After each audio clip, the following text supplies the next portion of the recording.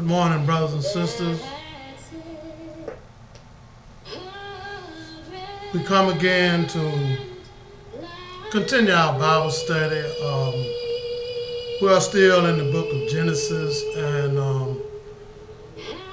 our subject is the Great Flood. And today, my brothers and sisters, we will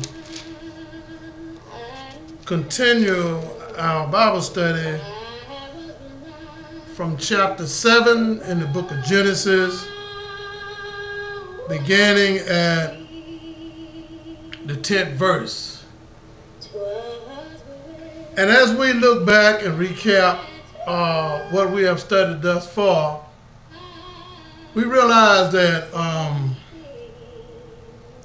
the flood that man had brought upon himself at this particular time in the Bible, my brothers and sisters, the Bible states that man had multiplied upon the earth and brought forth offsprings, and it specified daughters. And we also read about the sons of God, which were the angels, or the God-like small g, God-like creatures that came down to the earth and claimed the earth of women and took wives and bore children. Children of renown, giants, according to the scripture, corrupted people, my brothers and sisters. Corruption was upon the earth, and it pierced God's heart, and he was sorry that he had made men upon the earth. And so he decreed that he would destroy man from the earth. But there was one family, Noah and his family, that had grace with God, and God walked with Noah. He trusted Noah. In our last lesson, we find that God had charged Noah to build an ark and to bring in two of every kind of creatures that he had created upon the earth, because he declared that he was going to send a great flood to destroy the wickedness of man and beast upon the earth. Let us pray. Lord, we come right now. Look after us, O Lord, as we come.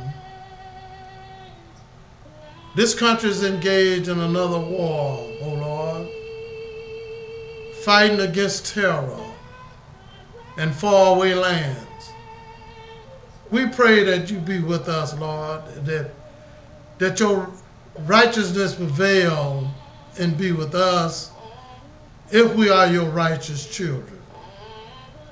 We pray for our military. We pray for the pilots over there, oh God. We pray for our leaders and the other countries that have come in to join with America in the fight against that evil. So, Lord, we come and ask you right now to protect those that are innocent, that has nothing to do with the terrorism and the beheading and the murdering of innocent people. And, oh, Lord, we pray for a special blessing today for all our military men and women. And we ask that you be with them and protect them. Show grace and mercy toward their families in times like these. And Lord, we come to ask the Spirit to come to teach us your holy word and to keep us and to protect us from all harm and danger, and all our children and all that are standing before you in righteousness. For Christ's sake, amen. My brothers and sisters, we are listening to Leanne Rimes singing Amazing Grace, the church hymn. Now, my brothers and sisters, we'll begin our scripture reading at verse 10, chapter 7, in the book of Genesis, talking about the great flood. And today we will be putting emphasis on the flood itself. So let's begin and read with me and pray with me. Verse 10, chapter 7, book of Genesis, the first book of the Bible. And it reads, "And it came to pass after 7 days that the waters of the flood were on the earth." Verse 11. "In the 600th year of Noah's life, in the 2nd month, and the 17th day of the month, on that day all the fountains of the great deep were broken up, and the windows of heaven were open." Now, my brothers and sisters, let's pause for a minute. And we see here that the windows of heaven, the great floods and all the waters, God has opened up the windows of heaven and fountains of the great deep. Now, my brothers and sisters, in God's creation, as we read the creation in the beginning, the waters were already here. The Bible never states the creation of the waters. And let me take you back so we can read this. We'll look at, let's go back to Genesis chapter 1, verses 1 and 2. And we'll verify this, that the waters, my brothers and sisters, were here. God did not create them in the beginning of the early creation. But my brothers and sisters, I'm sure that God created the waters, but the Bible does not state that. And let's listen to what the Bible has to say about the waters. And let's look at verse 1, chapter 1, the first book in the Bible. "In the beginning, God created the heavens and the earth." Verse 2. "The earth was without form and void, and darkness was upon the face of the deep. And the Spirit of God was hovering over the face of the waters." Now, my brothers and sisters, we find here that when God had declared and decreed that he was going to send a great flood, even the fountains of the great deep was unleashed upon the earth. Now let's look at verse 12.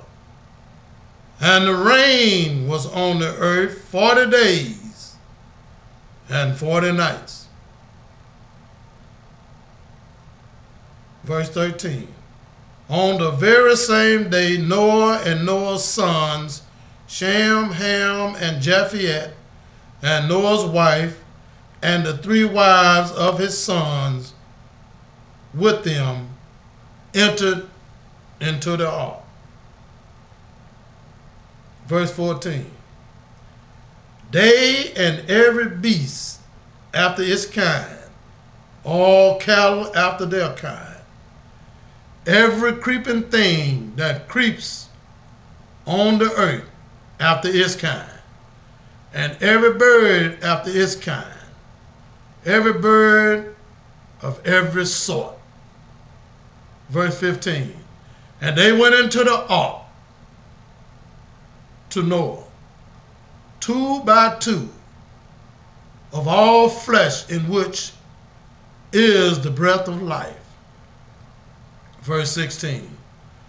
"So those that entered, male and female, all flesh, went in, as God had commanded him.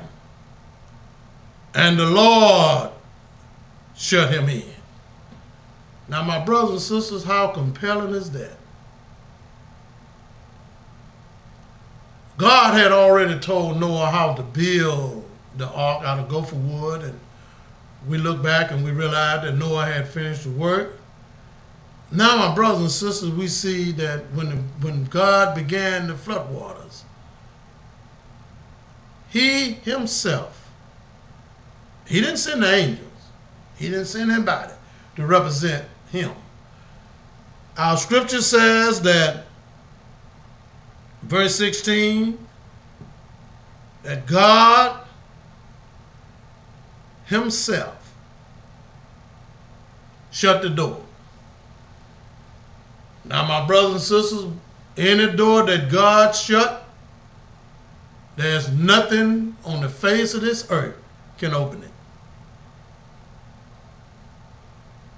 God himself shut the door. Let's look at verse 17. Now the flood was on the earth 40 days. The waters increased and lifted up the ark, and it rose high above the earth. Verse 18. The waters prevailed and greatly increased on the earth, and the ark moved about on the face of the waters. Verse 19. And the waters prevailed exceedingly on the earth, and all the high hills under the whole heaven were covered. Verse 20. The waters prevailed 15 cubits upward, and the mountains were covered. My Lord. Verse 21. And all flesh died that moved on the earth. All flesh died that moved on the earth. Bird and cattle and beast and every creeping thing that creeped on the earth. And every man died. Verse 22. All in whose nostrils was the breath of the Spirit of life, all that was on the dry land died. Verse 23. So he destroyed all things which were on the face of the ground, both man and cattle, creeping things and birds of the air. They were destroyed from the earth. Only Noah and those who were with him in the ark remained alive. And the waters prevailed on the earth 150 days. My brothers, the waters, flood waters stayed on the earth approximately 5 months, 150 days. Approximately 5 months. And everything that was on the ground, on dry land, perished. Now, my brothers and sisters, death came to the earth, destruction and evil came to the earth. And let me take you back to the garden with Adam and Eve. God intended man to live eternal. And he charged Adam and Eve, through Adam, not to eat from the tree of knowledge and good and evil. But they disobeyed the Lord, my brothers and sisters. And as a result, here we find generations later, 10 generations approximately, that man has self-destructed and destroyed himself because he disobeyed God. My brothers and sisters, as we go forward, it is so important to understand this story. This story, my brothers and sisters, that brought all evil upon mankind. Death on mankind. We need to learn to obey God, my brothers and sisters.